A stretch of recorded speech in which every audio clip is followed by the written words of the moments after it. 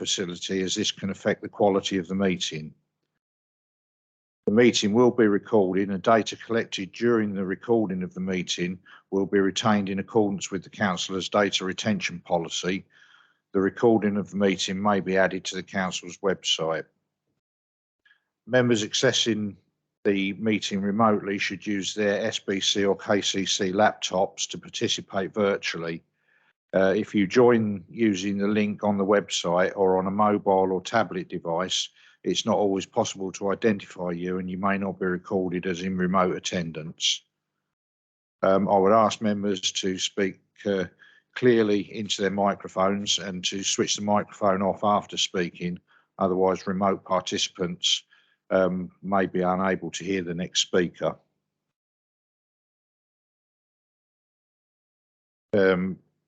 This will be, we'll welcome everyone to this Joint Transportation Board meeting of the 26th of June. Councillor Whiting, is there something you'd like to share with us?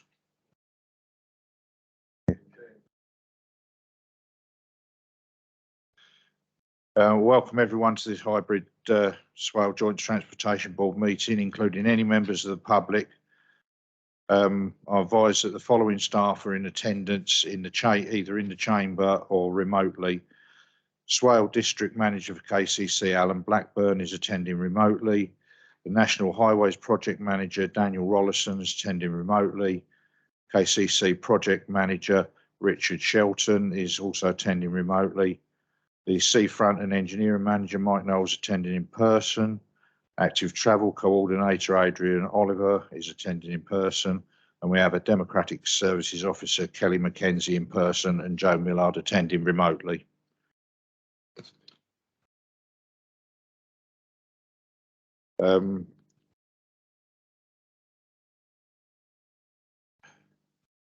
Are there any other officers in attendance that have not already been named?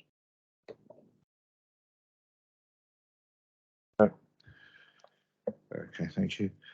I'll advise that there are no fire drills planned for this evening, and if the alarm sounds, those in attendance should leave via the exits indicated to my right or to the main exit at the main staircase in the lift lobby. Please do not use the lifts. And is there anyone in attendance that may require assistance in leaving the building? Thank you. Are there any apologies for absence? Thank you, Chair. Apologies received from Kent County Councillors Mike Baldock and John Wright. Thank you. Thank you, Kelly. I now ask if there are any declarations of interest.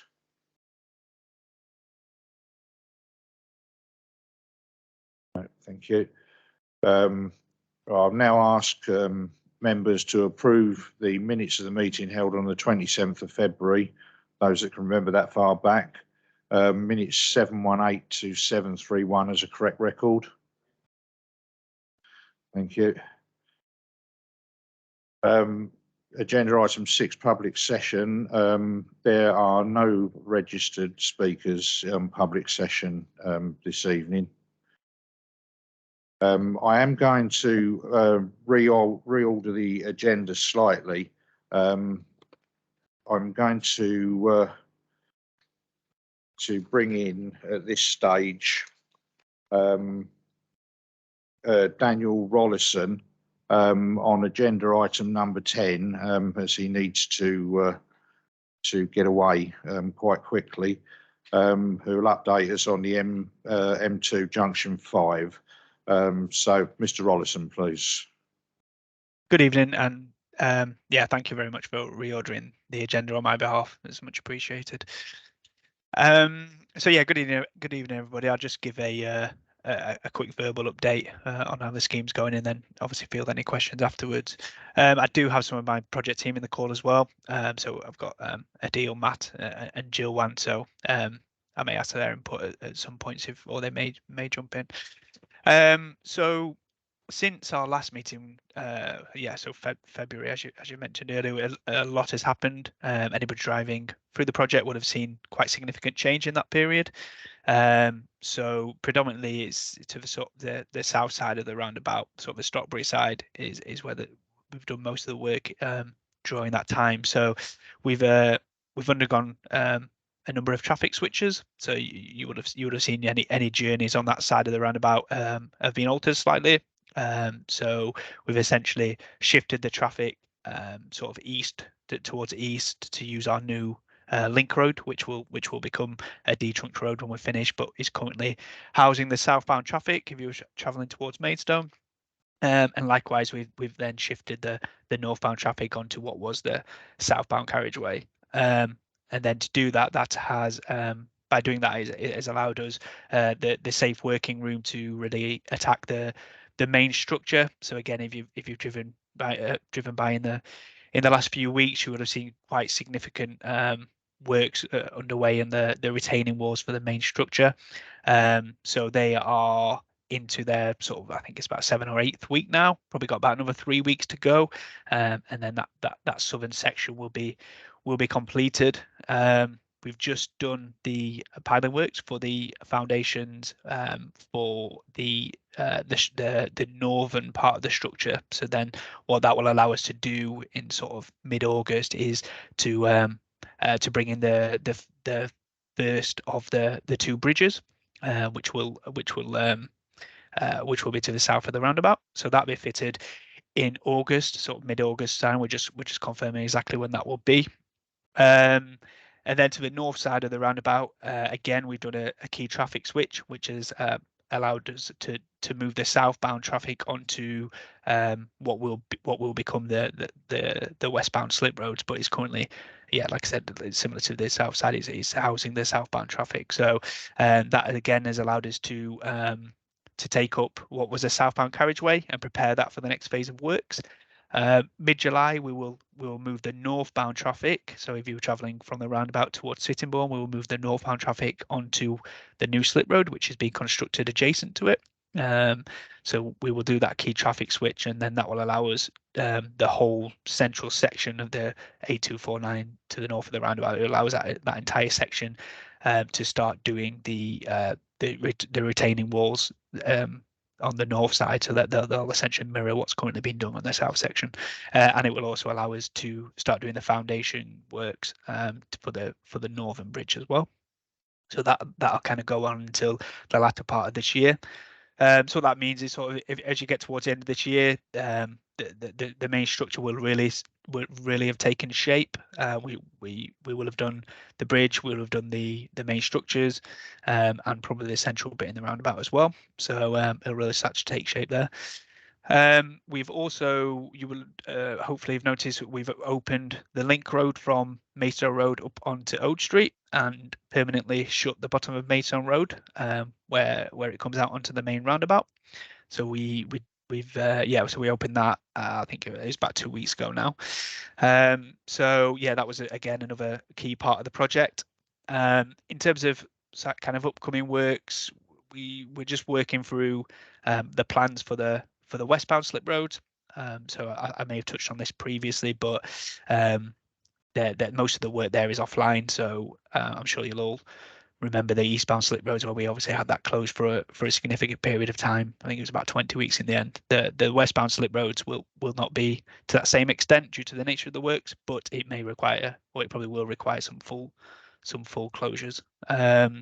We've also got some sort of weekend closures that will be planned in July to help with some of those traffic switches to the north of the roundabout.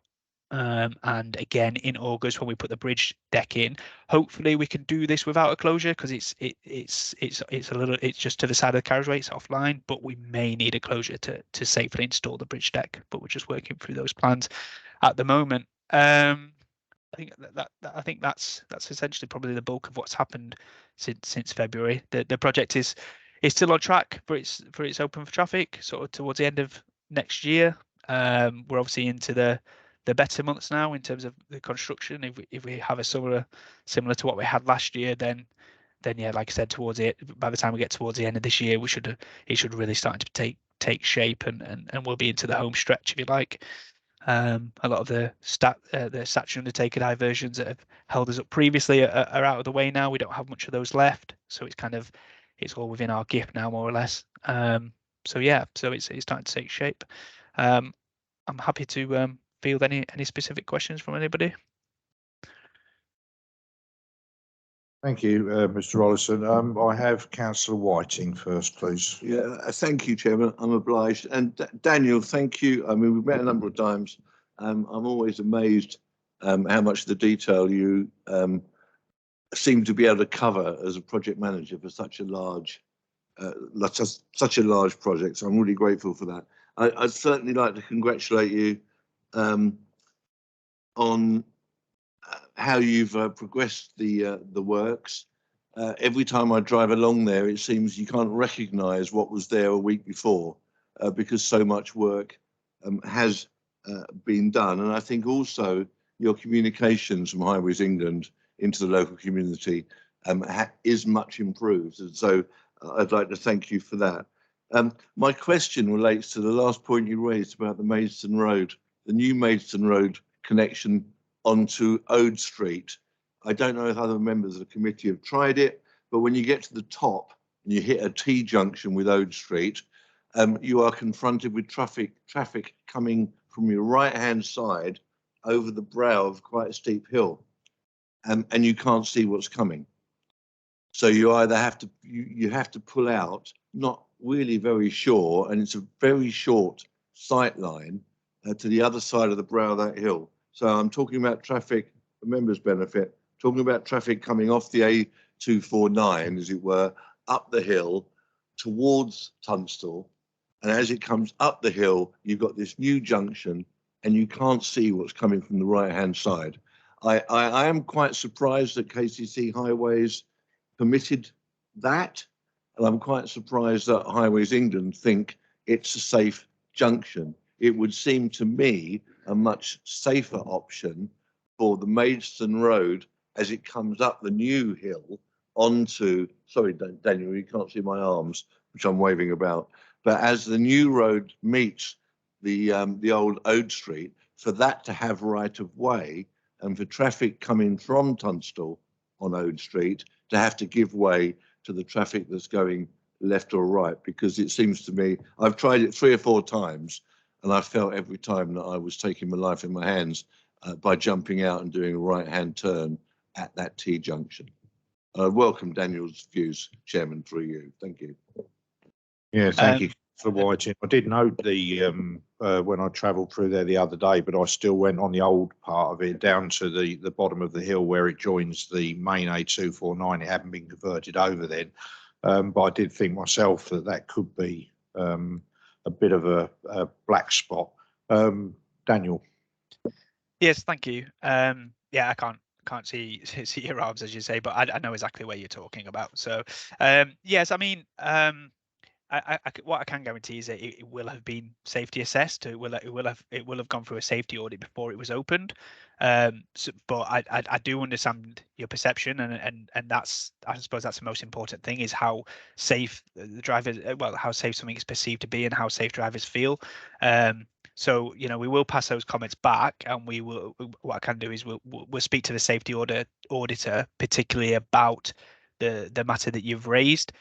We've had similar things come into us, more to do with signage, but using the same movement. And somebody also had suggested the same thing as you in terms of changing the right of way. I'm not sure exactly how feasible that would be. It'd probably have to be something we'll go back and discuss and probably take up with KCC, as it is. Well, they'll essentially adopt it as their network. But yes, I appreciate the comments. Take those on board, and we will take those back. But like I said, what I can guarantee is it will have passed a safety audit, albeit it won't be the final safety audit. There will be some more as well. And through you, could I just say thank you, Daniel. I am aware that normally KCC on these occasions would carry out a further safety audit subsequent to the works being completed. So I just look forward to the results of those further things, because previously I know other junctions where questions have been raised, changes have subsequently been made to address the concerns of the residents. Thank you, Chairman. Thank you, Councillor Whiting. Councillor MacDonald. Thank you, Mr. Chairman. Yeah, I've got three things actually, I'm afraid. One is the traffic management, the traffic flow coming from the Maidstone direction was extremely poor in my view. I'm well qualified in transport with a huge amount of experience, and frankly, the left-hand lane should have been, apart from peeling off towards the coast, it should also have been going north on the for Sittingbourne and Sheppey. It would have been quite simple, and the road would have just split, because anything coming from the right at that roundabout could have taken the second lane. So I think it was pretty poor, frankly. I don't know whether you've improved it, but there was huge hold-ups. So that was poor, and that was traffic management rather than construction. The other thing is, the other major point is, and again, I had a Class 1 licence and many years of experience of driving HGVs, apart from operating a huge number of them, is that coming from the M2, from the Medway direction or London direction, turning to go north at the junction, the bend at the bottom is still too sharp, and I don't actually believe that it meets your own criteria. I know it looks a bit funny because the bend alters a bit, so whether that's going to be altered or not, I don't know, but it's far too sharp at the last bit of it. There used to be an awful lot of accidents when it was built before.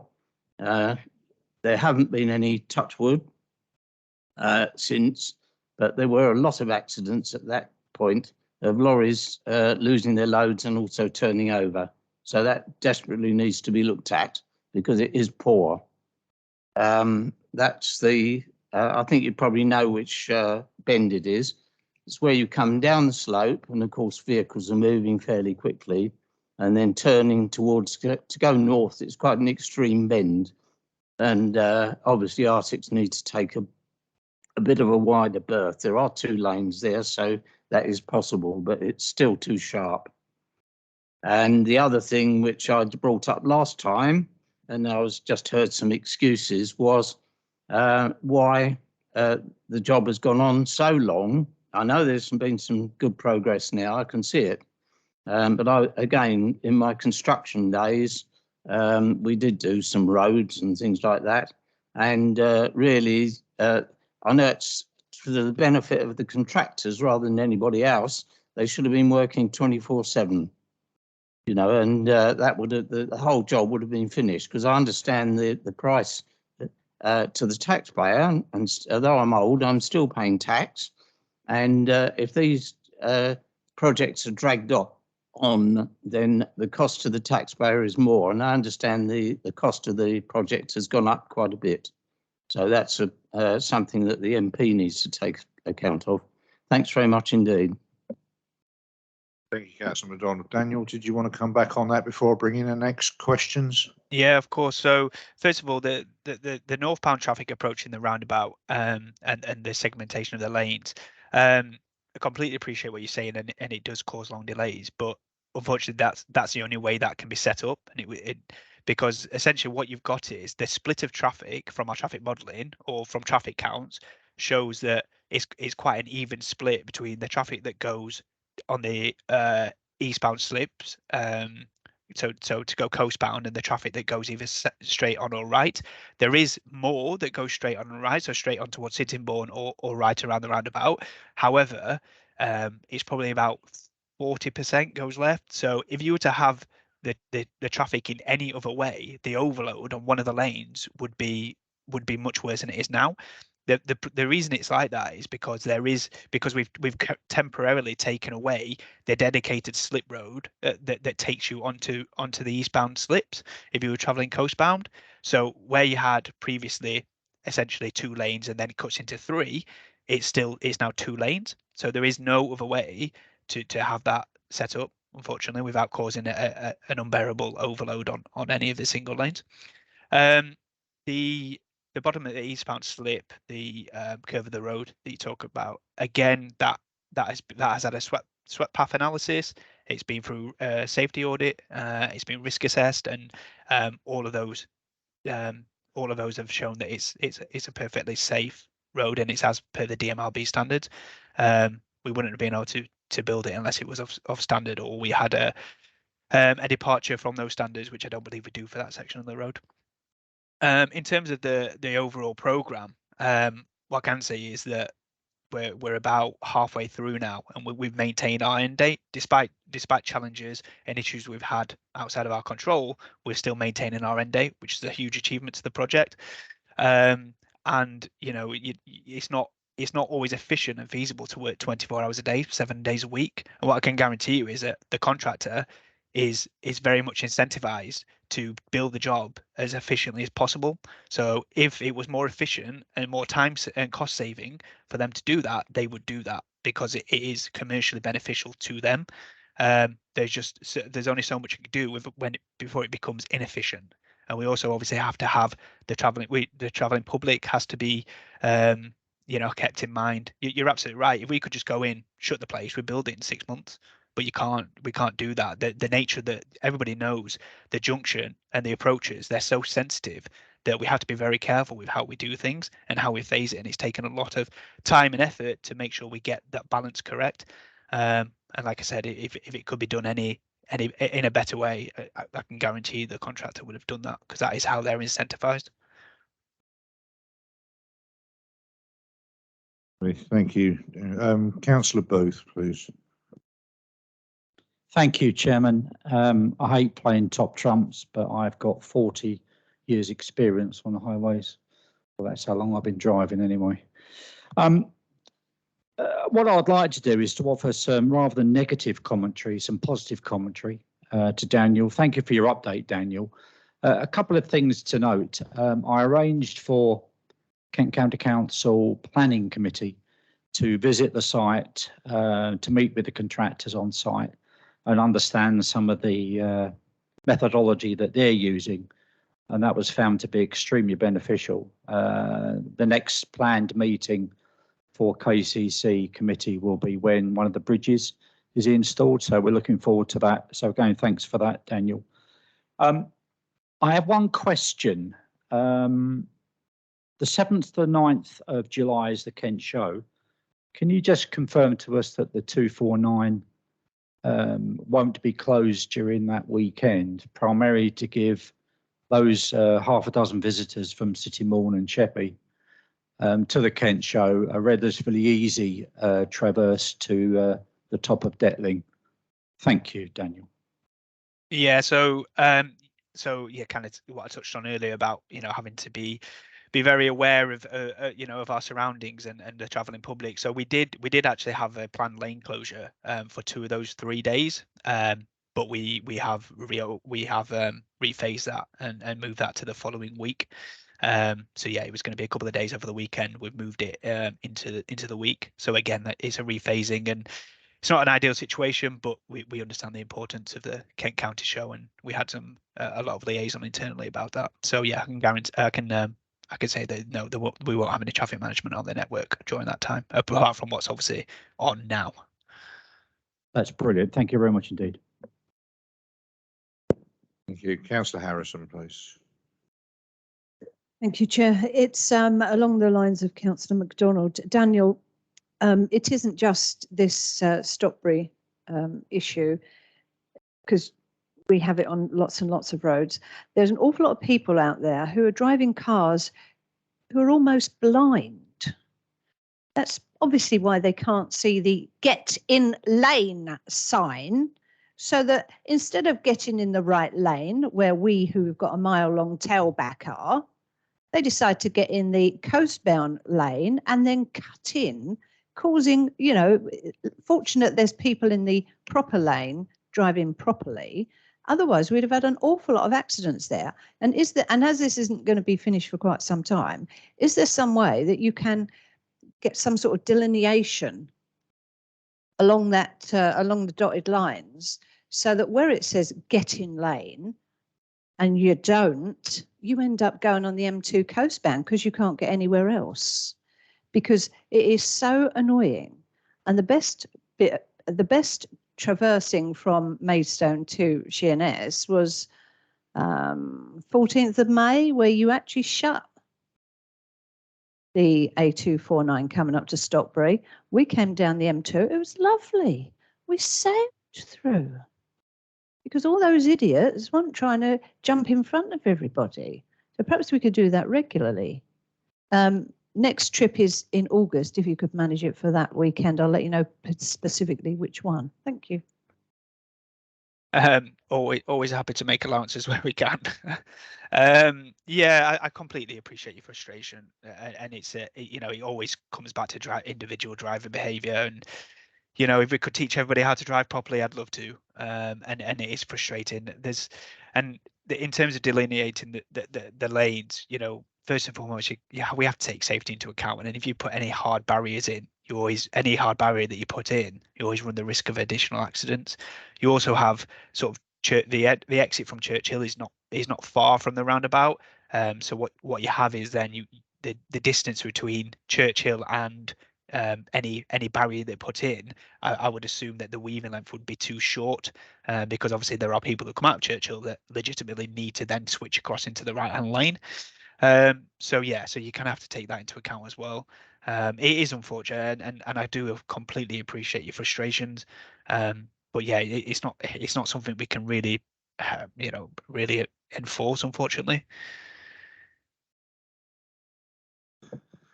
Yeah, thank you, Daniel. I mean, yeah, unfortunately, Councillor Harrison, there have been idiots on the road since time immemorial, and I don't think that's going to change anytime soon.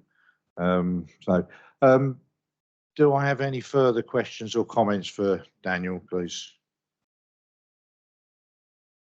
Yeah, Councillor McDonald, very briefly. Yes, it will be brief. I still can't see why that left-hand lane can't be for the coastbound and for northbound, because then all you would have in the right-hand lane would be stuff that wanted to turn right on the roundabout.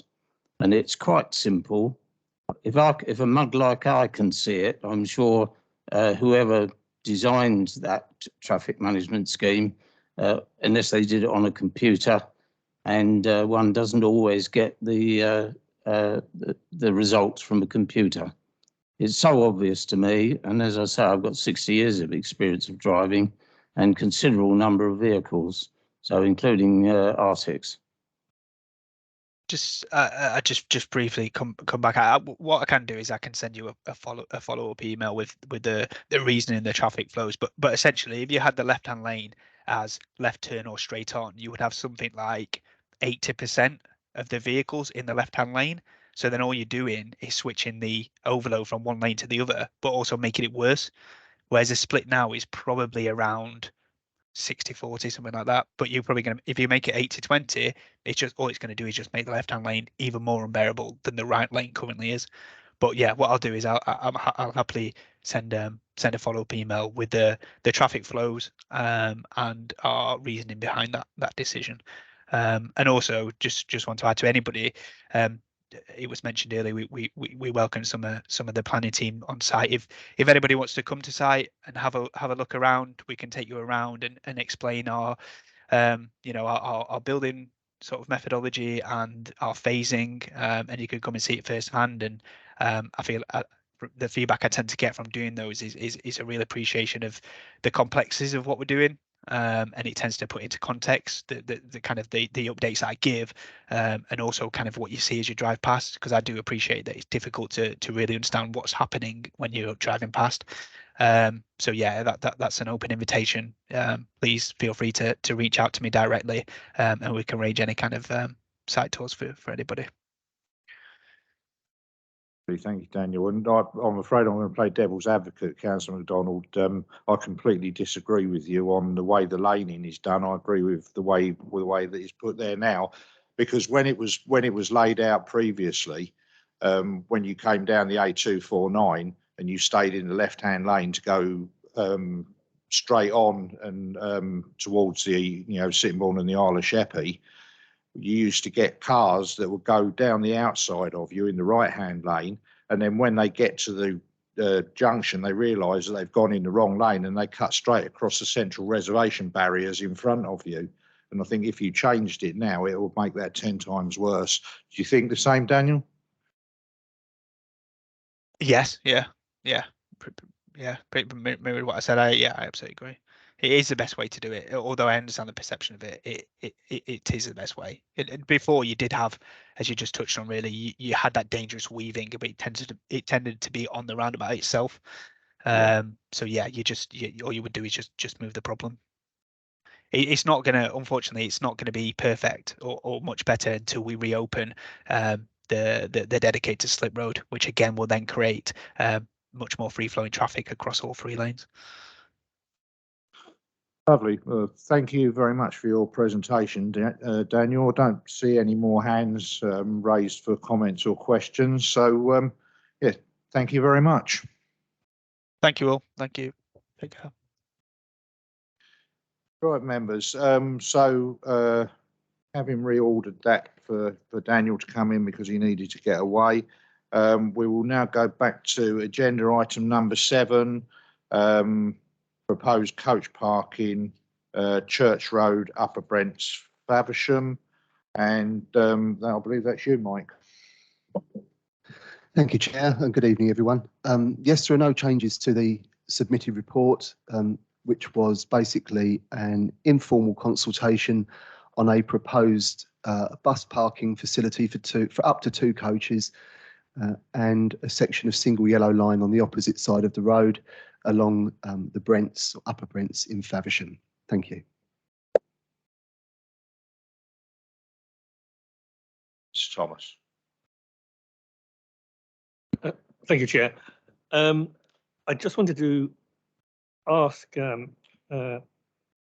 Knowles, it may be appropriate for him or it may just be a comment on my part, is Church Road. I wasn't too sure where the coaches were expected to do a 3-point turn to get back over the bridge and back into Faversham. Was there any thought on that, or have you got any particular comment on it? Thank you.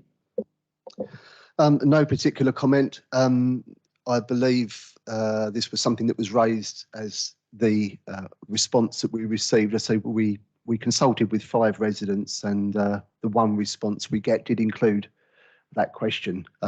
So that is something that obviously if we were to progress it through a traffic regulation order, prior to that, I would like to speak to KCC and ask them for their advice prior to creating any particular problems. Thank you. Councillor Dendor. Thank you, Chair. This is not my area. I read it in great detail, and I have driven it many times over the years. I'm really puzzled where these 2 bays are, I must say, knowing that area a bit. They're right by a left-hand turn into, is it Bramble Hill Road, I think? When they draw out, presumably they'll be facing north. So when they draw out and there's traffic coming along beside them, they're going to possibly draw right out into the front of a car turning left. It's on a very, very strange bend there. I really don't quite understand. I understand there is not many locations in Faversham that you can put these coaches, but this seems to be a really peculiar one. I also remember all the planning applications we had along there for the industrial site at the end, for Masonic Hall, I think it was, towards the end there, for a nursery towards the end there, and the Preston estate.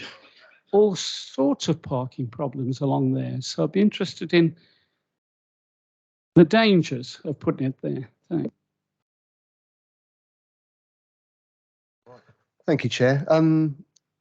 Yes, I'm not sure it's directly near the junction of Bramble Hill Road. There's an entrance to the vicarage there.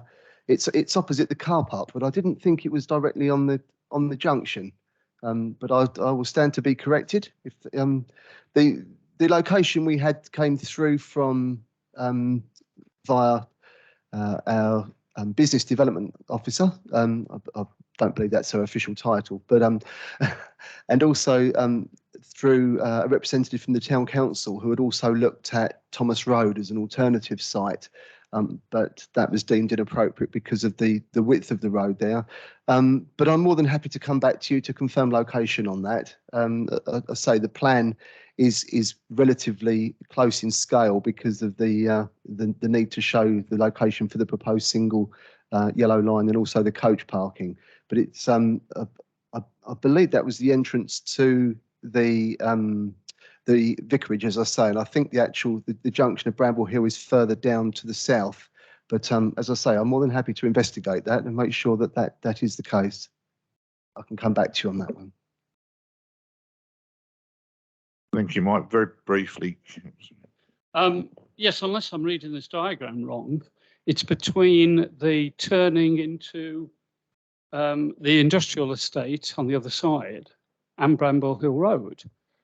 And there are double yellows going halfway along there already. So unless I'm misreading this diagram, it's right by the junction of Bramble Hill Road. So I would appreciate somebody to come back at some stage, maybe not now. Yes, I believe the entrance to the right, which is for the car park, is by what I used to know as the former Willow Tap Public House. So it's I believe it's actually further northeast than the Bramble Hill Road junction. But as I say, I'm more than happy to confirm that.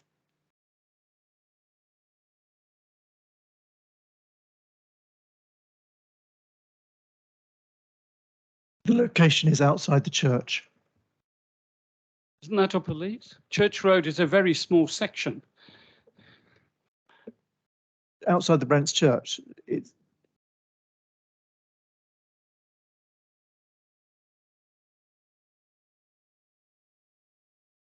I've got Councillor Booth, then I'll come to you, Councillor Gordon, then I'll go back to you, Mr. Thomas.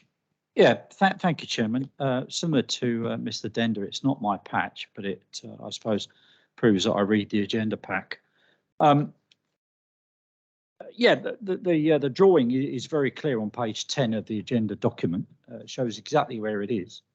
I am bemused, similar to Mr. Dender, in that on the opposite side, you've got proposed single yellow line with the same timing as the coach park area. I would expect that to be double yellow lines for that period of time, if that's something that's doable. We're asked to note it. I'm noting it, but I'm not happy with it. And also with regards to on page 5, 5 residents were consulted and only 1 response was received. And I read the response with some interest because I believe they make some very prudent commentary in that to suggest, as always has already been commented on, traffic turning left out of the car park could potentially meet head-on traffic travelling northeasterly along Church Road. Again, we're asked to note it. I'm not happy with it. Thank you, Chairman. Thank you, Councillor Booth. Mike?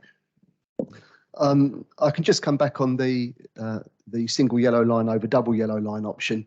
And it's merely just the fact that the single yellow line can be timed, whereas a double yellow line is at all times. So it was the discussion we had with my colleague was more around trying to minimise impact on street parking, and by timing it to match the proposed coach bay, it allowed parking outside of those times. But again, it's this is the reason why we bring it to debate and welcome any comments and feedback. It's always very useful for us. So thank you.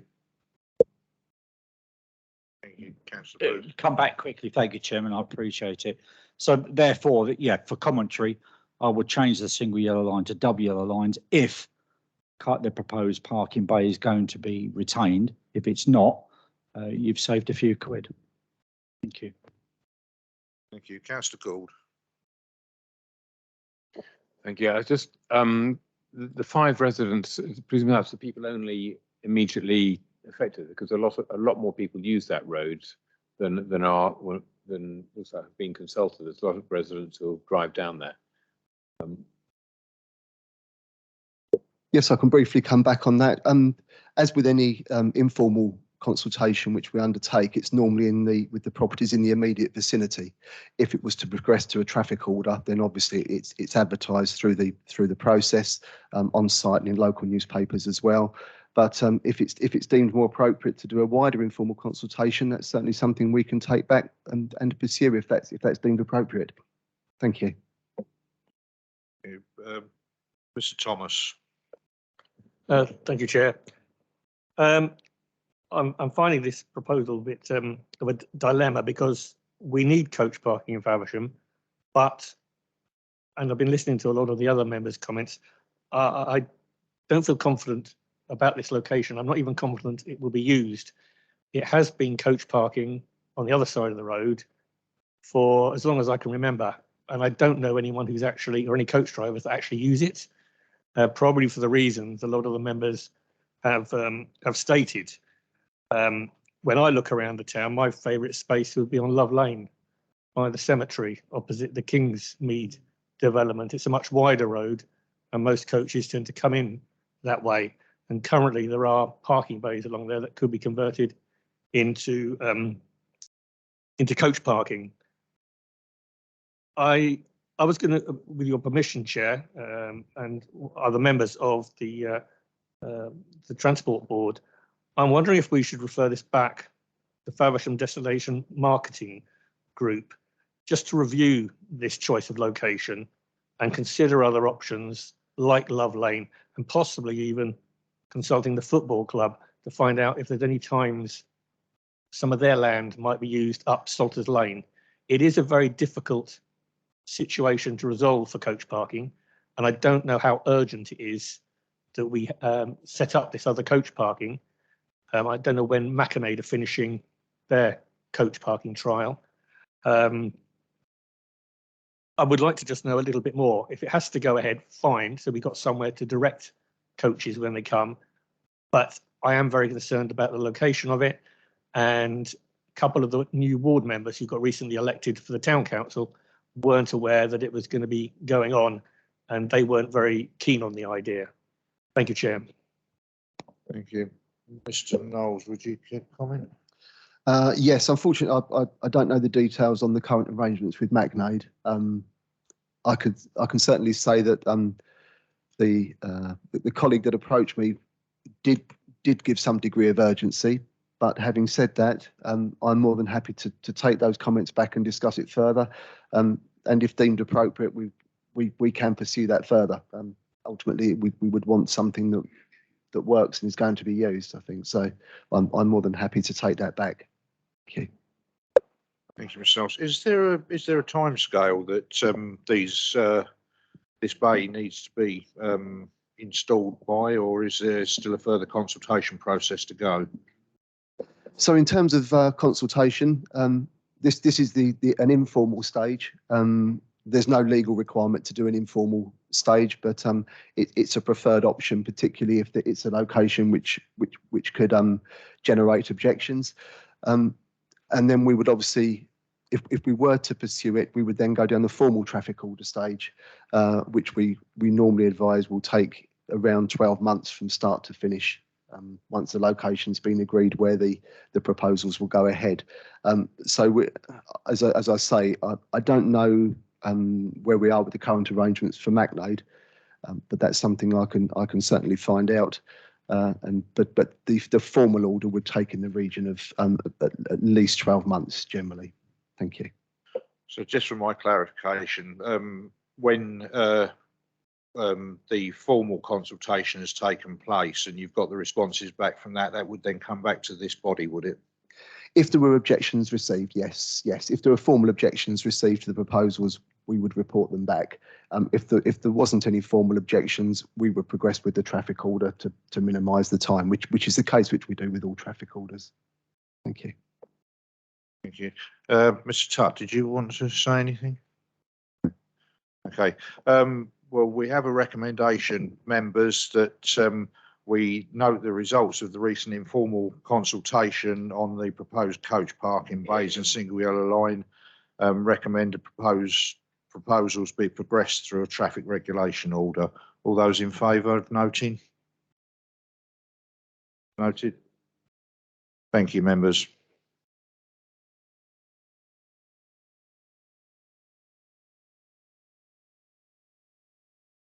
Sorry, Councillor Booth. Yeah, thank you, Chairman. As I said in my opening gambit, I'm happy to note it, but I'm not happy with the recommendation that proposal is progressed. I would suggest it is scrapped and an alternative, more suitable location for the coach bay is found.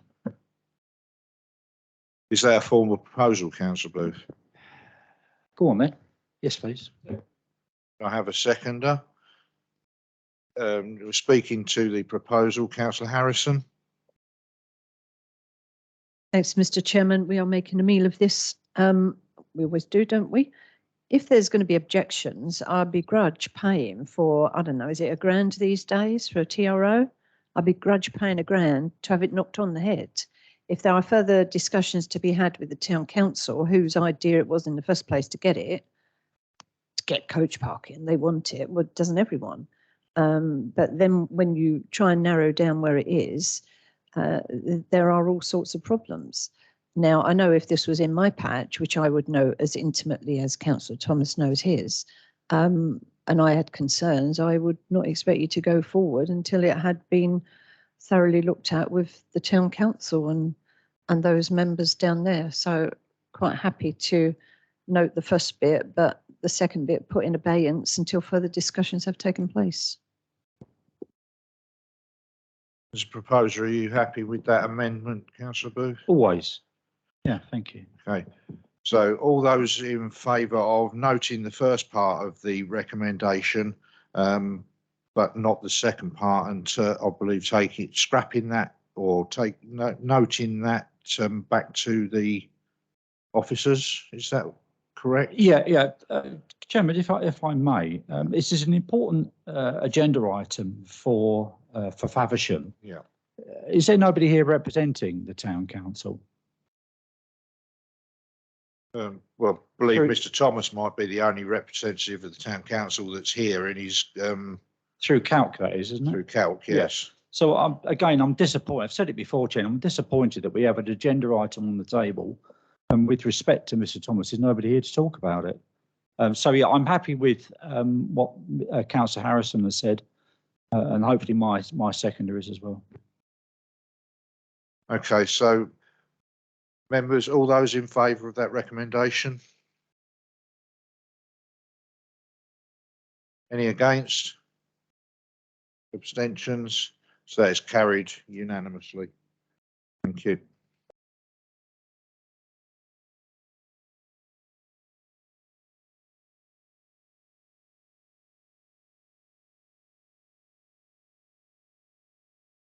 We now move on to agenda item number 8 on page 13.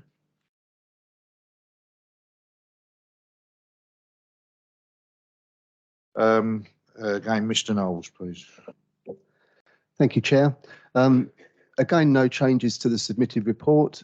This is to report a formal objection and indication of support to a recently advertised traffic regulation order, which included proposed double yellow lines in Recreation Way, Sittingbourne, funded through the county members' highway fund.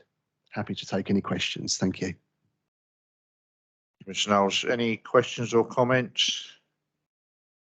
So we note the formal objection and indications of support to the recently advertised traffic regulation order, and recommend that the proposed double yellow lines in Recreation Way, Sittingbourne are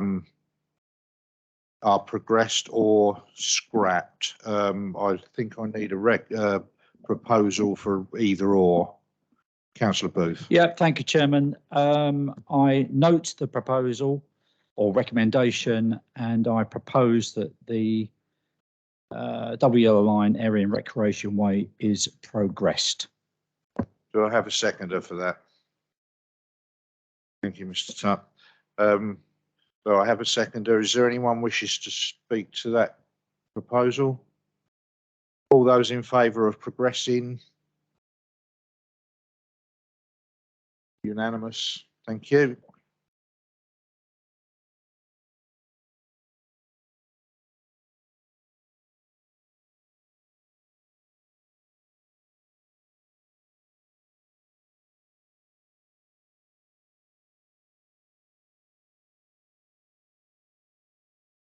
Sorry, ma'am. We now move on to agenda item number 9, the A249 Key Street and Grovehurst Junction improvements. Who is leading on this one? Is that you, Mr. Blackburn, or? No, Mr. Chairman, Richard Shelton, the project manager for the scheme, will be leading on this particular item. Thank you. Okay, Mr. Shelton. Okay, super. Thank you very much. I have my colleague Sophia Ram is also on the call, just for following up with where we're going. We last reported to the committee on the 27th of February the Swale HIF schemes at Key Street and Grovehurst Road. So there's most of the history you should all be aware of, but I'm aware that having had recent elections, there may be some new members. Key Street is reconfiguring the roundabout at Key Street in the A249 and involves creating closing part of the existing slip road and creating a new access off of Chestnut Street. The works are being developed through the detailed design phase as we currently speak. We've been on site doing ground investigation and drainage surveys. We're also on site doing ecological work on dormi surveys, and we're in liaison with the National Highways, the DBFO who manage the A249, as well as the developers of the Wises Lane site, BDW Homes, who are delivering the roundabout on Chestnut Street that forms part of the proposals. I'm aware that I'm due to be trying to give Borden Parish Council an update as well, so I don't know if I've got comments coming back from them at some point, but they have had some thoughts on the footpath proposals on either side of Chestnut Street. Currently, we've only got a footpath on one side. They're keen on both sides, and I need to discuss the reasonings for why we've only got the footpath on the one side. We are changing the layout there a little bit, and the desire line will be slightly different to that there at the moment. So we think we've thought it through, but I will discuss that with Borden.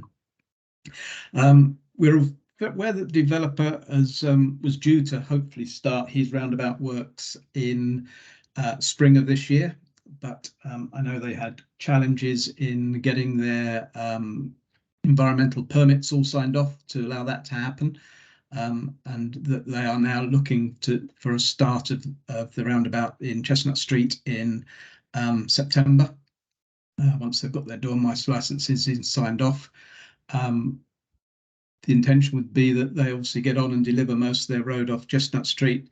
It's not for me to give a full detail of what they're proposing, but a lot of the work is off-site. It has been designed in conjunction with KCC and National Highways, so it is not just a developer roundabout. It has been designed all together with all parties ensuring that it serves its correct purpose. It does have National Highways approval. So the developer is due to be starting that in September. So that's put my programme back a little bit. Also, I'm fully aware of the works that have been going on Chestnut Street, Maidstone Road and Ode Street. Was always been keen to avoid doing any works on Key Street and Chestnut Street until such time as the M2 Junction 5 is nearing completion and has done all of its major diversion works, and we would just be expecting the odd weekend closure that we will work in conjunction with each other to minimise traffic disruption. So that's really where we're currently at with Key Street. We're not due to start, or Kent aren't due to start until March 2024, and we would be hoping to complete by July 2024. It'll be a fairly condensed programme, but it is just adjusting the arms on the existing roundabout to try and get additional capacity, as well as shutting down that part of the slip road. And then moving on to Grovehurst Road. Grovehurst Road, we have been on site undertaking archaeological investigation. We're doing environmental work in removing and translocating water voles that were in ditches alongside the A249. and we're currently half the site was cleared of reptiles, but unfortunately last autumn we didn't unfortunately get to complete the whole exercise at that point. But we have been undertaking reptile clearance during this spring. We have found more reptiles than we got going than we wanted. We're meant to have a number of days trapping, which we've had, and then get 5 clear days, and we're not getting that at the minute. So we're looking at doing some what they call fingertip searching and destructive survey work, where we have ecologists effectively clearing the reptiles in front of diggers. So, and that work will be carrying on over next June and July, or hopefully by the end of, or we're in the end of June now, so into the middle of July.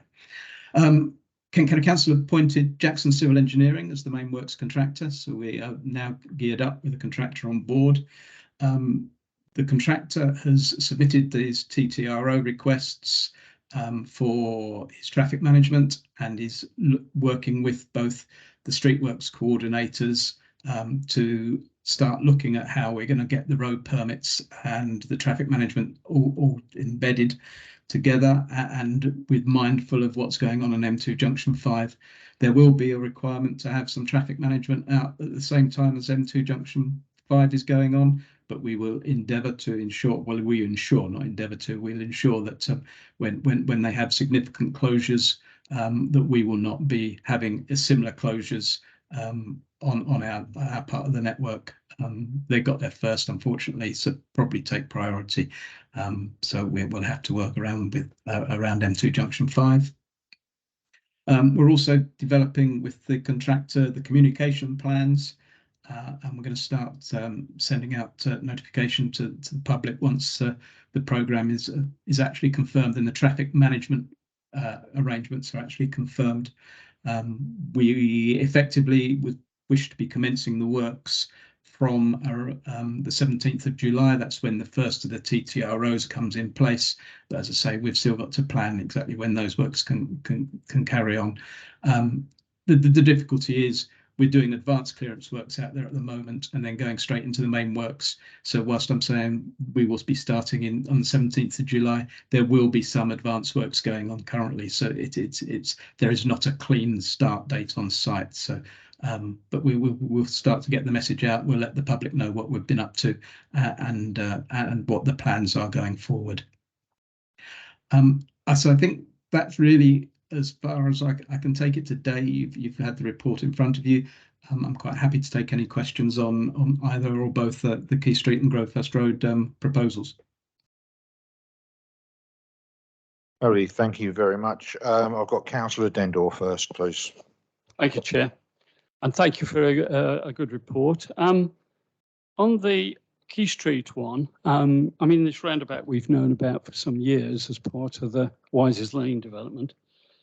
But just a question on the eastern side, where the Chestnut Street is brought in on a new line onto the island. It leaves a big piece of ground to the north between that and the A249, and I wonder what's going to happen to that ground. And I'll get a few laughs now, and the Tudor Rose is sitting there nicely isolated, and I just wonder how people are going to get into that building, the Tudor Rose, which is that last building there before the island. Are they going to have access through the old road, etc.? And the other question on this is where it says the legend says proposed tactile paving for controlled crossing. Does that mean a lighted crossing with pedestrian lights? Okay, a number of questions there. I'll deal with the last one first. The tactile crossings is purely the visual and the dimple crossing. There's no proposal for lights at this particular junction. It's one of the reasons why we're trying to get the footpath from what I'm going to say the left, but the A249 side of Chestnut Street onto the opposite side, so we don't have pedestrians and cyclists trying to cross the main flow of traffic through onto the slip road. As we go further up to Key Street, there is a controlled crossing, so there is an ample opportunity for gaining good access across. The key is we're really trying to, with this proposed layout, it changes the desire line really. At the moment it is all on the left hand side, but the intention is to create the desire line on the right hand side. I think we're working with David Wilson Homes as well to make sure that they have got the crossing points in the right place. Whilst I'm commenting on it, it is obviously part of the Barrett Wilson David the developer's design, but I know it is just a standard tactile crossing without lights on it. Again, going back to your question on the Tudor Rose, the drawing does not give a good indication of how access to the Tudor Rose would be granted. I will get that detail out and share that with everyone before that, such that we were there. The intention is not to isolate the Tudor Rose. There was also a question about what happens with that large area that's being created. I think that's predominantly part of the developer's design, and I don't want to give too much in case I get it slightly wrong, but my anticipation is that that's either grassed or landscaped as part of the proposals that the developer has had to incorporate because of the sensitivity of the particular positioning of the roundabout. And I know that recently this has been created as a conservation area, so that's all been part of the developer's planning application that was considered by Swale. Could just come back very quickly. Thank you, Chair. So I didn't quite follow, I must admit, the pedestrian crossing. If you're saying that the crossing across the slip road is not lighted, is not controlled, then I'm astounded, quite frankly. That slip road, once you close the old one, is going to be as busy as hell. Yeah. You'll take your life in your hands if it's not controlled across there. But there is no intention to get pedestrians crossing that slip road. The design is coming up Chestnut Street past the front of the Tudor Rose. We would then be getting pedestrians to cross onto the east side of Chestnut Street or the new alignment, where they would then go through cross against the access road into the development, and then on the east side of Chestnut Street, such that they were away from the main flow of traffic around that roundabout. So there is no intention to encourage pedestrians across that slip road.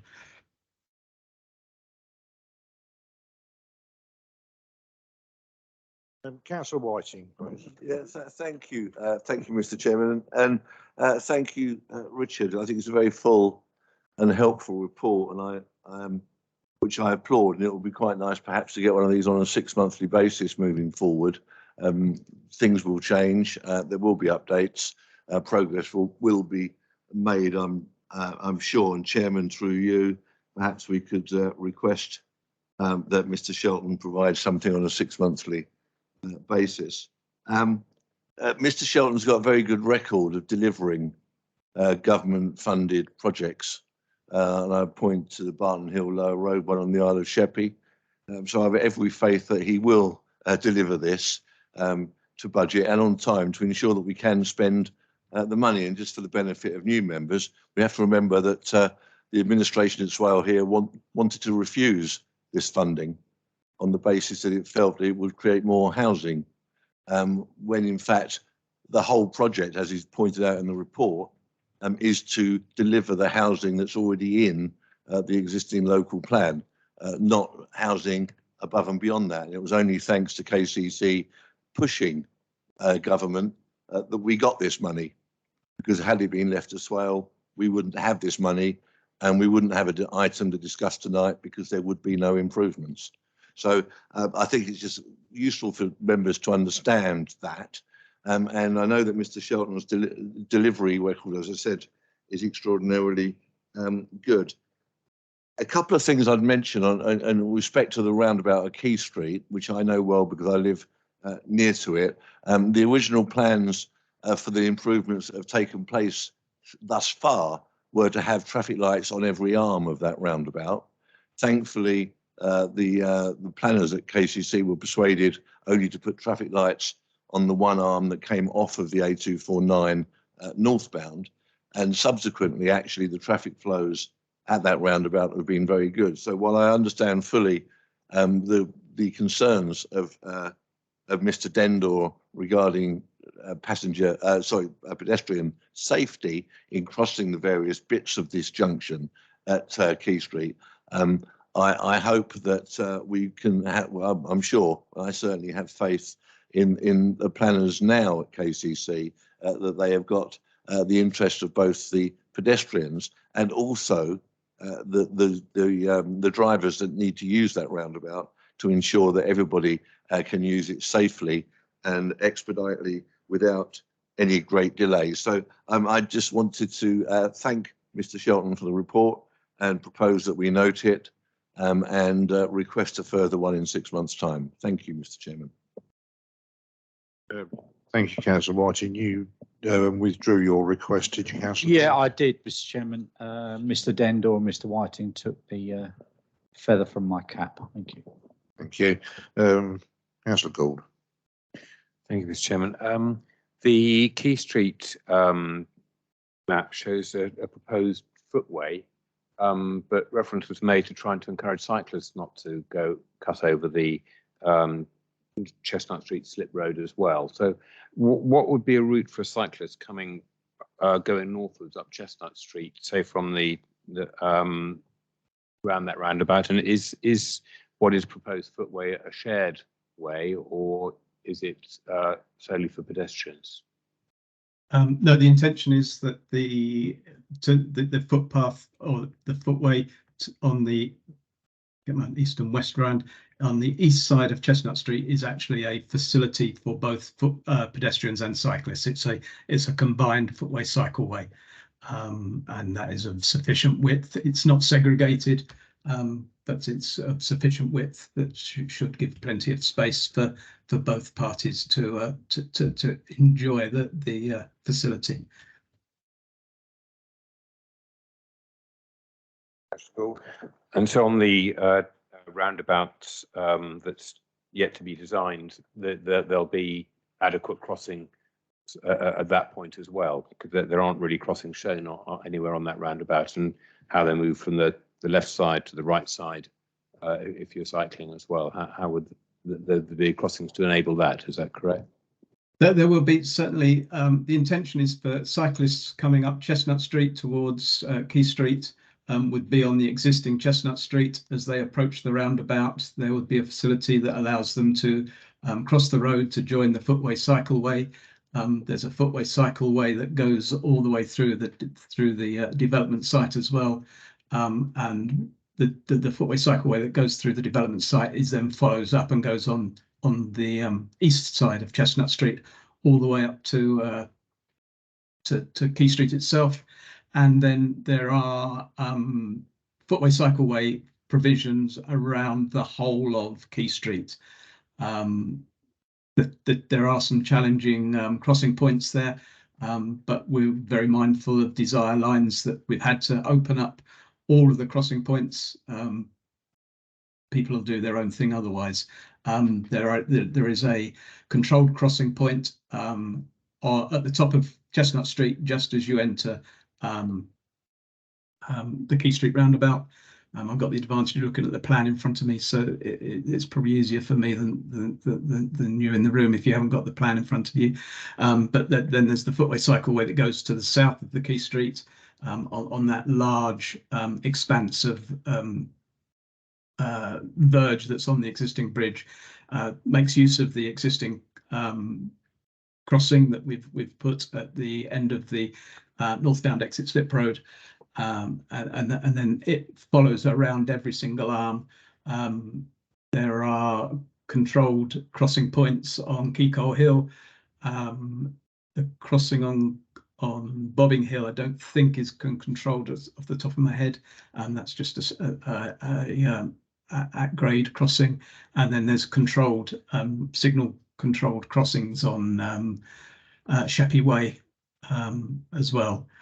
The area that's the biggest challenge is gets narrow, and there's limited space because of the constrained site on Key Street going into Sittingbourne.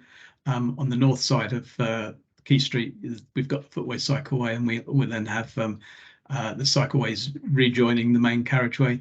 On the south side, there'll be there's a narrow section past the houses on the corner, so there'll be a cyclist dismount sign at that particular point.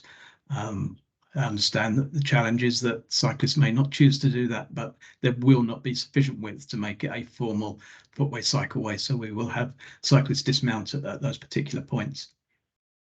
But it's always the mute point as well, isn't it? We provide these footway cycleway provisions, and half the cyclists will use them, the nervous ones, and the road cyclists, I'm not going to say road, but the confident cyclists will take their chances in amongst the traffic. So it's one of the many challenges that us highway engineers have at the moment is managing cyclists. They're a little bit like cats, that they go where they want to rather than where you want them to. But the provisions are there for the nervous cyclist around Chestnut Street, around the Key Street roundabout. Councillor Gould, briefly, please. Just, yeah, I mean, is there nothing that can be done to improve that design line across where you say it goes across that large bit of verge? Because I mean, that's a huge detour. You're going around three sides of a square almost in order to get the cyclists away from the traffic. And is it possible to consider narrowing the road to allow a bit more for the combined footway cycleway? Because you're right, cyclists don't want to dismount. It's equivalent to turning off your car and then starting it again. In the majority of cases, it's not a good sign that any cyclist really wants to see. The flows on Chestnut Street are going to be, yeah, we'll take that away, and I'll confirm what the footway widths and cycleway widths are. I think they're 3.5, which is pretty standard, but I'll double check that that's the standard we've applied for. And I note your comment about to the south, but if the desire line, there's quite a long sweep. It looks as if, yes, you're going out of your way, but if that is the natural footpath route that you're following, I don't think it'll be quite as far as it would be as if you're looking at a straight line on a plan, especially if that area is actually planted up. As I say, what we're trying to do is encourage pedestrians and cyclists away from crossing that slip road entry. We just know that the volume of traffic and I wouldn't say it's necessarily the speed, it's a tight corner, so there won't be a great deal of speed. It's just potentially the volume of traffic and the opportunity to actually cross. It's a challenge to cross at those particular points, knowing if you've got enough time to get across as traffic's coming around the roundabout, and whether it's going down the slip road or down Chestnut Street. So we'd be reluctant, I think, to push to straighten up the desire line across that just the slip road, and I think the route we've got, once it's on the ground, and would follow a much more natural desire line, as well as that. If you're coming from the Tudor Rose, you may well be going up into Key Street, but the development itself is going to provide a new access towards Wises Lane and into Sittingbourne. So a lot of pedestrian movements coming into up Chestnut Street. Are they actually going to want to go all the way up Chestnut Street? If they're going across to Bobbing, the answer is yes. But if they're going in towards Sittingbourne, then maybe they'll take the route through the development site. So there is a little bit of using the new infrastructure that will all become part of it. Our proposals have clear proposals within it, but there will also be looking at the wider benefit of what's coming out of the development and alternative routes that comes out through the development site. Thank you. Councillor Dendor, you wanted to come back briefly, and I will take you as the last speaker on this item. Sorry, yeah. So we'll finish this on Key Street, and then move on to Grove. You want to speak on Grovehurst? Sorry, yeah. Okay. Is there anyone else that wants to make any comment on the Key Street? All right, Councillor Dendor on Grovehurst then, please. Very, very simple question. Some time ago, when I first saw the diagram for this, there were traffic lights on it. There doesn't seem to be any on this one. Can you confirm there are no traffic lights? No, there are traffic lights on there. There's traffic lights at the northbound exit Slip Road, and there's traffic lights on the southbound exit Slip Road. In fact, there's 1, 2, 3, 4 of the arms have got traffic lights on them. So it is very much a traffic controlled gyratory. The traffic lights will be linked and to try and encourage the flow through and manage the flow through. I'm not a traffic light expert, but I think there's programs like Scoot and other systems that allow the lights to work together and to work out where the peak flows are and to keep the traffic moving. So no, there are 4 sets of traffic signals on that route, on that gyratory. Could we possibly get those onto the diagram with a legend, if that's possible? Thank you. Yep. Lovely. Councillor Whiting, please. Thank you. On the Grovehurst thing, the traffic light issue is the one that was amended to great benefit, I think, at Key Street with the previous works, because the department's view that you can manage traffic around a gyratory with lots and lots of traffic lights, it ends up normally in having lots and lots of traffic jams. And when they eventually came down, instead of having 5 sets of traffic lights on Key Street, they had 1 set of traffic lights. It worked very well. And the reason they kept that was to ensure that the traffic coming off of the A249 didn't stack up onto the carriageway, onto the A249, because that's a national highways requirement. So having 1 set of traffic lights controlling the flow off of the A249 northbound and 1 set controlling it coming southbound off the A249, I think would be sufficient to meet national highways requirements without clogging up the roundabout with endless sets of traffic lights that will, and we've seen what happened at Stopbury when they stuck round traffic lights on Stopbury. When they weren't working, it all worked far better. And I think that the Grovehurst roundabout will work better with just 2 sets of traffic lights, 1 controlling the off slip northbound off the A249 and 1 controlling the south slip off the A249. And I'll leave Mr. Shelton with that thought. Thanks, Richard. Thank you, Councillor Whiting. I'm obliged to that, and I actually have to agree with you with the Stopbury roundabout. When the traffic lights are out, it works fine. Councillor Booth, please. Yeah, thank you, Chairman. I echo the sentiments of Mr. Whiting. The biggest problem that you will find there is the tailback onto the 249 southbound and northbound, and particularly, Mr. Chairman, at those rush hour times when the traffic is at its maximum capacity. We're not getting any better road layouts respectful to this one elsewhere in the borough, and that's going to cause potential tailbacks and potentially incidents of tailback traffic, as has been alluded to. We've always witnessed that on the 249 at Stopbury and the horrendous rubbish that went on there. I'm not in favour of putting in traffic lights just because it might work, and I'm respectful to the officers and those that are more skilled in traffic networks than I am. But logically, we all know a roundabout when it works, and it works without traffic lights. Thank you. Thank you, Councillor. Mr. Sheldon, do you care to comment? Yeah, the challenge for me is going to be removing traffic lights. Certainly, my traffic modelling has got them in. I'm going to come to, my defence is going to be that this is a much larger gyratory roundabout than the existing one at Stopbury. We've got plenty of adequate queue lengths. We've designed the queue lengths and understood where the queue lengths are.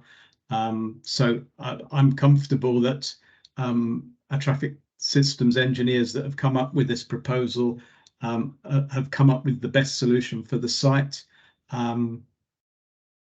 It's going to be I'm not going to be in a position to be able to promise to take them out. They are currently in there, and that is deemed to be the best solution we have from the site, which is obviously contrary to some of your own views there. Thank you. I've just got one question. It may have been in the report, but I didn't see it. The traffic lights at the Grovehurst junction, are they proposed to be full time or just at peak traffic times?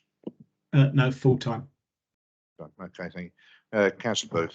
Yeah, thank you, Chairman. Again, for the minute and for future reference, can we have both myself and my former colleague speakers' commentary minuted with regards to the traffic lights? And I hope that we sit here in a number of years' time and say, oh, we did bring that up. It's just worth it for the minute, Chairman. Thank you. Thank you. My challenge will be to prove you all wrong, but we'll see where we go. Well, where my designers go, to be honest. I'm just a deliverer, but yeah, okay, point understood.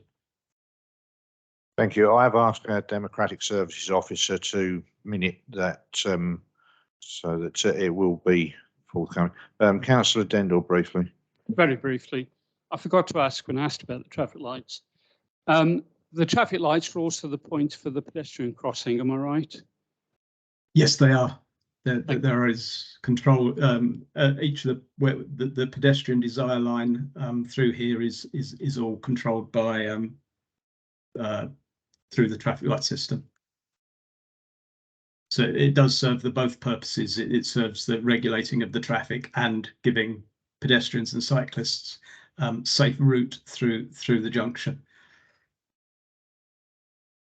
Councillor Whiting. Just to give Mr. Shelton a way out, exactly the same thing happened at Key Street. Colin Finch took it away, looked at it again, and rewrote the book, and it works very well. So I think Mr. Shelton could talk to his engineers again and ask them to go away, because when we do what the engineers say, like we do at the Morrisons and the Retail Park Junction in Sittingbourne, traffic chaos ensues. Without being rude about the officers, they do their sums. They have their computer program, and the computer gets it wrong sometimes.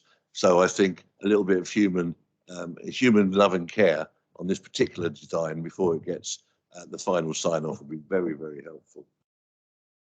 Thank you, Councillor Whiting. Councillor Gould. As perhaps predicted, I've been in favour of the traffic lights staying in place just to give the pedestrians and cyclists a chance. Thank you. So, Mr. Shelton, if I can ask you to take away Councillor Whiting's comments, read the traffic lights, and bring back a report to us in 6 months' time, if you would. I'm going to need to do that sooner rather than later, if you're happy for me to report back either directly to you as a committee or directly to Mr. Whiting, Councillor Whiting. I'll be building something, and whilst I won't be putting traffic lights in, if we are going to be changing things, 6 months is going to be too late. Yeah. Okay. Thank you, Mr. Shelton. If you could take that away straight away and look at it for us, and then circulate into all members of the committee. Yeah. Great. Thank you very much indeed.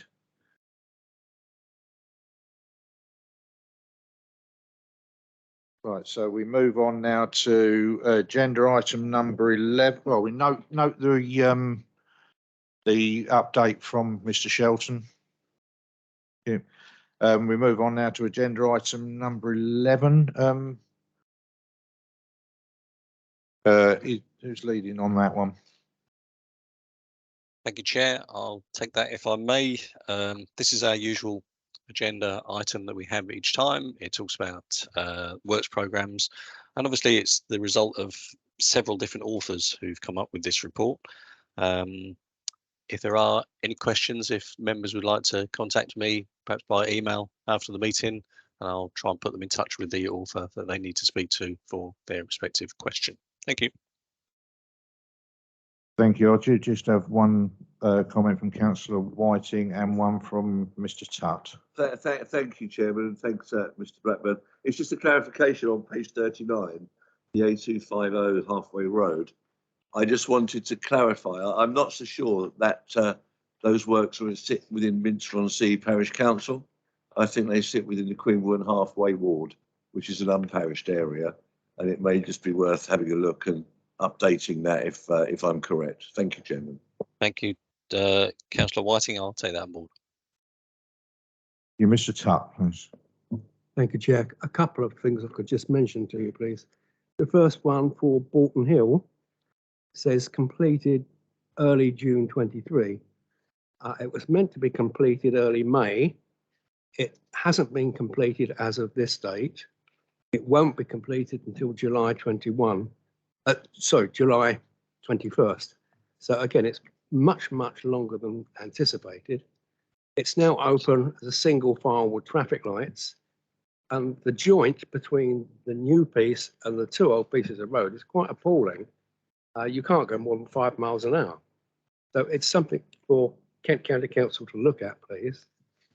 And just one other one that I'd like to mention is the one on page 43, Selling Road at Selling. I beg your pardon. Sorry, it's not that one. Beg your pardon. There was another one in Selling. Sorry. I'll leave that for the now. If I could just come back on that, Chair, I take the note about there are obviously temporary ramps that are there at the moment. I'll take the point about the temporary ramps and I'll try and get in touch with one of the engineers who's looking after that site tomorrow to just mention that you've mentioned the gradient of the temporary ramps there. Thanks, Sam. Thank you, Mike. Blackburn. Councillor MacDonald, please. Yes, thank you very much, Mr. Chairman. I've got one or two, unfortunately, and perhaps somebody could liaise with me. Page 52, the signing off of the development at Preston Screens. The surface water drain, since the development took place, has been, obviously the drain is blocked. This is the road drain. It's been leaking floods of water continuously for about the last 2 years. So that needs a camera down the job to find out what's happened to it. But I can show people if people are prepared to contact me. Page 53, the footpath in Chequers Road is incomplete, and it looks as if the developers are not going to complete it in part. I'm not sure whether it's that development or whether it's page 57. I'd like to meet somebody on site to actually very quickly deal with it, because I think the developers should actually pay. And being an ex-developer, it's also on page 60, the footpath on Danedale Stables. There's a bit missing, and it doesn't look as if they're actually going to do it. So, I mean, they jolly well ought to. And as a previous developer, you know, I would have just done it. But anyway, so somebody can liaise with me rather than wasting everybody's time. I'd appreciate it, please. Thank you very much, Mr. Chairman. Thank you, Councillor MacDonald. Mr. Blackburn? Yes, that's noted. Thank you. I will get in touch with somebody from the developments team. That would probably be a lady called Justine Cook that might be dealing that, and I'll ask her to contact you, Councillor Tutt, to try and arrange the site meetings that you mentioned. Thank you. That was actually Councillor MacDonald that was mentioning. I'm very sorry. I'm very sorry. It was. Yeah, I've written it down as MacDonald. Yes, I have. Thank you, Councillor Harrison, please. Thank you, Mr. Chairman. Alan, Appendix F, bridge works. You haven't got any down, but you should have.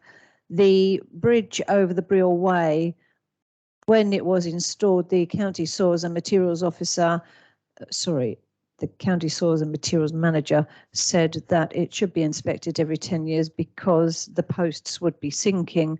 They are sinking, and there is a definite drop as you go over the bridge coming from Sheerness to Queenborough Corner. And probably isn't you, but you can pass it on. The same thing's already happening with the new bridge over whatever it's called, Sheppey Crossing. There's a definite drop where the join is. So these things do need to be inspected properly, otherwise we'll end up with an accident. Let's say it was supposed to be every 10 years, certainly for the Brill Way one, because that was Kent County Council that put it in. If that could be passed back to your colleagues. Thank you, Alan. I have noticed, thank you. I have noted, sorry, thank you.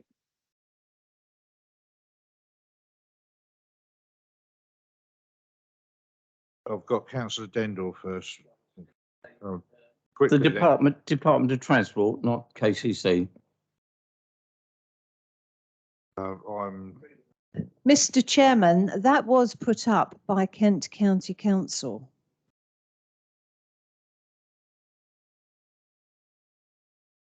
I'm sure Mr. Blackburn has got it noted and he'll make the appropriate representations. Councillor Dendor. Thank you, Chair. Alan, you probably guessed this one, but North Street, Milton Regis. I know Justine's been on leave. I was going to come back to her on this, but there are a few things from the original design have not been done. So I would like to catch up with maybe you and Justine at some stage on this. Not now, but if you can make a note. Thanks. I've noted, thank you. Councillor Whiting. Just it may benefit Councillor MacDonald. The only national highways trunk road on Sheppey is the A249 that runs between the bridge and the Sheerness Docks entrance. All of the other roads on Sheppey are KCC highways.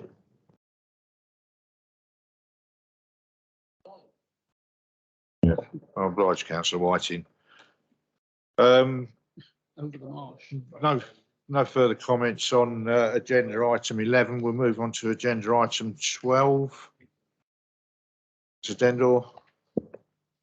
Thank you. I note on, because I was here at the meeting, I remember this, parking on Eurolink Way, the scrap metal yard, and it was said it would come back to this meeting. It isn't on the agenda. I can't comment on that, Councillor Dendor. I wasn't on the committee at that point. Mr. Blackburn? Sorry. Yeah, if I can comment. So that obviously was initially raised by, well, initially I think by Councillor Monique Bonney, but there were a number of councillors all asking for the same thing. Our agreements engineer, Jamie Hare, has had a stage 2 safety audit visit in the last month or so, and the safety audit have come up with a discussion item about exactly that, about the parking. The team that are tasked with looking at what might be a suitable resolution for that are looking at it as we speak. And I spoke to Jamie Hare and said, look, it was mentioned that it would be a suitable item or an item requested for this JTB, and he said, I definitely can't do it at the moment. We're right in the middle of discussing the problem with the safety auditors, and it wouldn't be appropriate to be discussing that at the moment. So he knows that it may come back to a future one. It may have been resolved before the next JTB in October, but it's certainly being worked on at the moment. It's not being just forgotten. I'll just come back quickly, Chair. Alan, one of the issues is that refuge that's been put right at the bottom, which is almost opposite the entrance into APM. It's in exactly the wrong place, unfortunately, as you're probably well aware. But if you could maybe mention that to Jamie, that's one of the issues. It was already mentioned to Jamie previously. Yeah. As soon as it came up after the last JTB, the next day, I wrote to Jamie and said, look, this is an item that came up, and I explained exactly what the problem was. So yes, he is aware. Thank you. Mr. Thomas, please. Thank you, Chair. I just wanted to ask if we can get an update on the proposed parking bays on Forbes Road now, but I was hoping we might get an update printed on the sheet for what's going on, and I remain available for either Swale or KCC officers if there's anything they want to talk about before it's progressed. Thank you. As ward member. Thank you, Mr. Thomas. Ms. Blackburn? Without dropping Mike in it, I wonder whether it might be one for Mike. Sorry, Mr. Knowles. Very kind of you, Alan. Not to drop me in it, I mean. I can provide an update, certainly. For some reason, it may have been because I was on leave. I hadn't been able to do the update. I hadn't seen that come round. So I did very briefly drafted an update prior to coming into the meeting because I thought I maybe ask the question. So yes, following the further liaison both with the ward member and through the town council as well, we have drafted a traffic regulation order, which is Swale Amendment 46, for those proposed parking bays and also the double yellow lines, as we previously discussed. That is currently with KCC's parking manager, awaiting their comments. When I receive the comments from her, we can then progress that accordingly. But yes, that's the traffic order has been drafted and it's currently with KCC's parking manager. Thank you very much. Thank you, Mr. Knowles. No one else? Okay, I'll just ask members note the report. Thank you, members. And item 13, the date of the next meeting will be on the 2nd of October in 2023. Note for your diaries, and I close the meeting formally at 7:08. Thank you, members.